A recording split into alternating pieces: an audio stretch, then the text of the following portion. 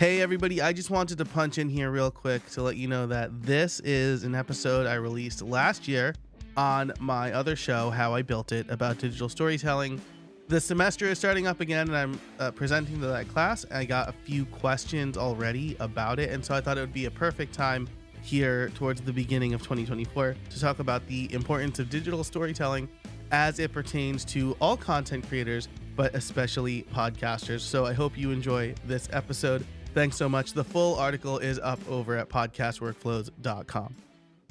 A family walks into a talent agency and says, "Have we got the act for you?" If you're familiar with this opening to a joke, you may have had a visceral reaction to it. Either you think it's hysterically funny, shamefully disgusting, or both. It's the opening to the joke, The Aristocrats. And if you have a weak stomach, I don't suggest you look it up. See, the point of this joke isn't actually the punchline, which is right in the title. The point is to see how long you can improv a shocking, disgusting, offensive story. You can think about it as a secret handshake among comedians that became not so secret after a 2005 documentary came out about the joke. But it got me thinking about the importance of telling a story. Last week, I got to speak to my friend Nick Benson's college classes about digital storytelling. Don't worry, I didn't tell the Aristocrats, but I did tell them about why storytelling is so important, and that's what I want to talk to you about today. So as you listen to what is hopefully this story, look for these top takeaways. How to tell a good story, and how to integrate elements from the story into the point you're making. Where to find good stories, and the 3-act structure that dictates them, and who you need to make the hero in your story. We'll cover all of that and more. Plus, in the pro show, I'm going to talk about how I am revamping my automations database for members, as well as how and why I deeply upset some fans of artificial intelligence and large language models. So if you want to hear that, you can head over to howibuilt.it/join and become a member of the Foundry. But that's it. Let's get into the intro and then the episode. Hey everybody, and welcome to How I Built It, the podcast that helps busy solopreneurs and creators grow their business without spending too much time on it. I'm your host, Joe Casabona, and each week I bring you interviews and case studies on how to build a better business through smarter processes, time management, and effective content creation. It's like getting free coaching calls from successful solopreneurs. By the end of each episode, you'll have 1 to 3 takeaways you can implement today to stop spending time in your business and more time on your business, or with your friends, your family, reading, or however you choose to spend your free time. So I got to speak to a college class, 2 college classes actually, about the importance of storytelling. And I loved it. It reminded me of how much I miss teaching in the classroom. For those of you who don't know, I taught Intro to Computers and Computer Science at the University of Scranton from when I was a grad student in 2007 until I got married and moved away at the end of 2016. I continued to teach online courses for a while, but it just wasn't the same. It's not the same as being in a classroom full of students who are increasingly younger than you, and understanding what makes them think and the zeitgeist and the culture. And that is something that I really miss. And so I thoroughly enjoyed, even though it was via Zoom, joining my friend's class and teaching him and his students the importance of storytelling. And so most of these thoughts I have are in the context of podcasting. I think that not enough people tell stories with their podcasts. And I think that storytelling is important in any context and any content you create, but especially podcasting. And I say, again, I say especially because up until this point, the vast majority of podcasts haven't integrated storytelling in some way. They've been back and forth interviews, emulating more of a late night host format than a movie or a TV show. But if you'll notice, everybody brings a story with them, right? They're not just shooting it. I can censor myself here, shooting the because they feel like it. They want to make an impact. They want to tell people about their cause. So while there are popular podcasts that don't weave storytelling into the fabric of their content, most of the popular podcasts do. Look at Lore, which was one of the first to really do that. Before that, right, most podcasts were, Stuff You Should Know, that was and still is a really good one. But most of them were like white guys talking about Apple, right? No story required. So Lore, American Storytellers is a recent favorite of mine, and Serial, right? Those kind of podcasts kind of transformed the landscape, and they all tell a compelling story. If you're trying to differentiate in today's world, no matter what content you make, the world where everything is vying for your attention, as we talked with the Clarity King, Steve, back a few episodes ago, you can't just have a conversation. You can't just be two people talking unless you happen to be a Super Bowl winning tight end dating the world's most popular pop star and American royalty. You need to tell a good story. So where do you start? Well, just to quickly level set here, I'm talking about nonfiction information focused podcasts here. The interviews or solo shows where you're teaching or doing some sort of knowledge transfer. I suspect I don't need to convince people who are already telling a story that they need to tell a story. So how do we tell a good story? Where do we start? I've talked about this before, my 3-act process, but we have to go a little bit further back to really understand the importance of storytelling. My friend Mike Pacquione, who is on this show, is a public speaking coach, and he knows the power of storytelling. He knows that you need to hook your listeners and take them on a journey through your talk. It doesn't have to be an epic story. It just needs to be a story with a beginning or a hook, a middle, some conflict, and some conclusion, even if that conclusion is a cliffhanger. Mike opens up one of his talks by telling a story about how he was staying at a hotel and he got a very scary call in the middle of the night. And he thought he heard a knock on his door. And he doesn't end the story. Just leaves it there, hanging out. Because that's not the point. The point is to hook your listeners. If you know the Aristocrats, then I immediately hooked you with a family walks into a talent agency and says. If you don't know the Aristocrats, then you're like, what is Joe talking about? Right? So you want to hook your listeners right off the bat. In a minute, I will talk about the main difference between the two courses, the two sections of the course I taught back to back, because this is also a really interesting thing to me. But first, I want to tell you about the format that most or many stories at least follow. And that's the hero's journey. The basis of many, many stories is Joseph Campbell's hero's journey. It's the idea that we have a hero, the main character, go through some life-altering adventure with the help of a guide. The hero experiences a trial that eventually leads to growth. We see this format all the time. Star Wars, Harry Potter, Lord of the Rings, Those are very commonly cited. But they don't have to be epics. They don't have to be science fiction or fantasy. One of my favorite shows is 30 Rock, which is a bit more fluid. But you could argue that both Liz Lemon and Jack Donaghy go through their own hero's journey throughout the series.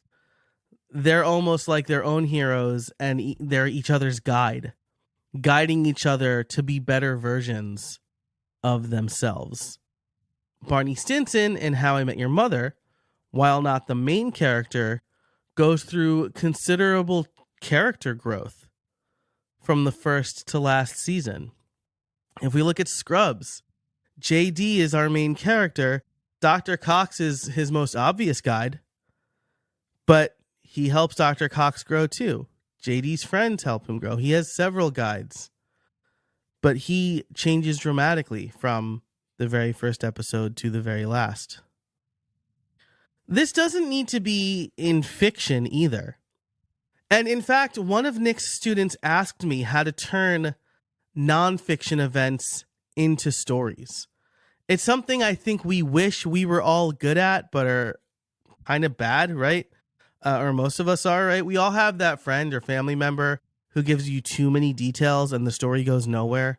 It's like, oh, so I was like up at midnight and I couldn't sleep. So I got in my car and I drove down the 405. No, maybe it was the night. Well, either way, I was driving. I was wearing my red hoodie and I went to Walmart. And now you're like, why does it matter what road they were driving on? Why does the red hoodie matter? What's the point of this story? But we should be able to turn nonfiction events into stories because those are going to help relate our knowledge or our information, the thing we're trying to teach, to the audience. It's something I spoke to Cody Sheehy about on this show. But there's another person who's very good at telling stories based on her own life. And we know her all too well. If you haven't listened to the 10-minute version of Taylor Swift's All Too Well, I highly recommend it. Not only is it a bop, but it tells an incredible story about a several months relationship in, 10 minutes. She uses her words to paint incredible pictures for us to imagine. Album on the counter, your cheeks were turning red. You used to be a little kid with glasses in a twin-sized bed, and your mother's telling stories about you on the t-ball team. You told me about your past, thinking your future was me. Can't you see that scene in your head? I can picture it perfectly. I actually picture my own childhood bedroom for some reason. But she's painting a picture for you to see what she remembers all too well. But Taylor Swift also uses similes to convey how she and whoever she's talking about treated their clandestine rekindling. This is maybe one of my favorite parts of the song. You kept me like a secret, but I kept you like an oath. It's so good because you understand. You immediately know the difference between how she viewed them covertly getting back together versus how the subject views them getting back together. And then finally, her use of metaphors are also powerful and powerfully convey the emotion that she and we should be feeling. And you call me up again just to break me like a promise. So casually cruel in the name of being honest. I'm a crumpled up piece of paper lying here, 'cause I remember it all. A crumpled up piece of paper, crushed, wasted, and thrown in the trash. The truth is, most of this was probably mundane, but she highlights the important bits and how she felt as a 20 to 21-year-old dating someone seemingly older than her. At one point, she says, "You said if we had been closer in age, maybe it would have been fine. And that made me want to die." You really feel the emotion that she is feeling. And the hook in all of this isn't necessarily the song itself, it's the mystery. The song came out in 2012. The 10-minute version of this song came out in 2021. And I read what was basically an investigative article dated the same week I'm recording this episode in October 2023, diving into who the song is about and why it's about them. It's all speculation, and none of this is confirmed by any of the parties who have been named in this article. But we love to talk about it.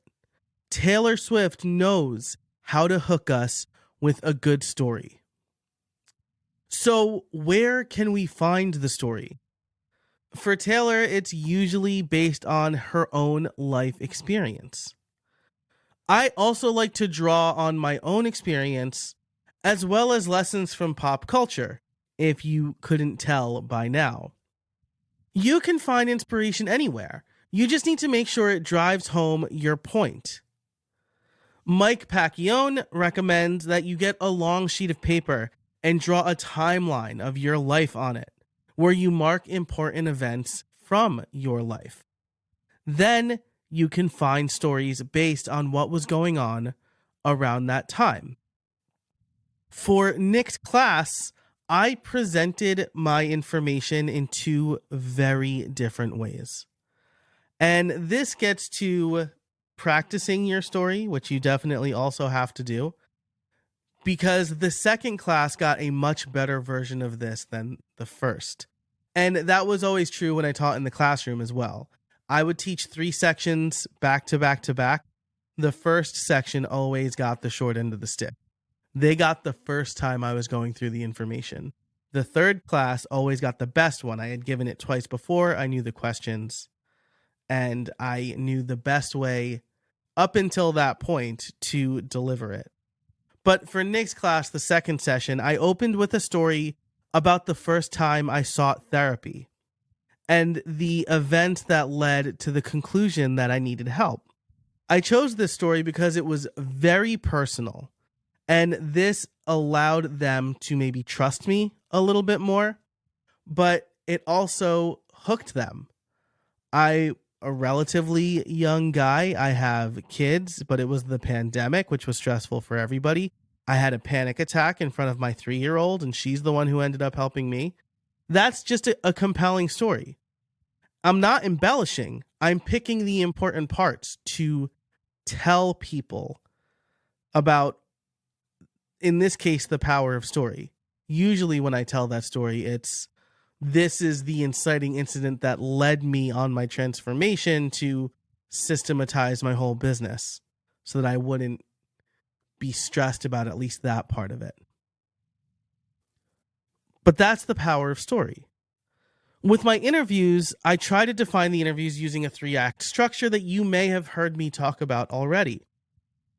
The first act is the setup, where we introduce our guide, the guest, more on that later, and have some sort of inciting incident that forces the need to change. Then in Act 2, we have the confrontation, where we create some sort of conflict or tension. This is usually a challenge to the guide's main point, which we introduce in Act 1. So for example, in an upcoming interview, an episode I have with Hannah Pryor, she talks about what being awkward is. She has a book called Good Awkward. And so the confrontation is me saying, shouldn't we try as hard as possible not to be awkward? She's set up her whole thesis statement, which is being awkward is actually good. And I'm immediately challenging it by saying, why is being awkward good though? Take our listeners through this thought process, because usually if the listener feels awkward, they immediately no longer want to feel awkward. So why are you saying it's a good thing? And then Act 3 is the resolution, where we confront the conflict, accept the guide's point of view, and learn how to implement what the guide has taught us. Again, in Henna's episode, which is coming up as this comes out, is, okay, so it's good to be awkward. How do we embrace our awkward? And I know what you're thinking here. Shouldn't the guest be the hero? I mean, it's their journey after all, right? We're talking about them. And I think no. I think if you're telling a fiction story, or you're doing something like what American Storytellers does, or Lore, or Serial, then yes, you need to have some hero closely related to the story. But when you're doing knowledge transfer and you're creating this sort of podcast or any other content, video, course, written word, someone else should be the hero. If you want sticky, helpful content, your listener, your reader, the person you're writing for should be the hero. Everyone roots for the hero and believes in them as they approach the end of the story. Making your listener the hero empowers them, gets them to believe in themselves, and opens them up for the possibility of transformation. If you have guests, your guest can be the guide. Our hero, our listener, doesn't want to be awkward, but they've just learned that being awkward can be good, so how can we leverage that good? Our guide, Henna Pryor, is going to tell you. If you don't have guests, then you should be the guide. I am the guide for you in this story. I'm not the hero.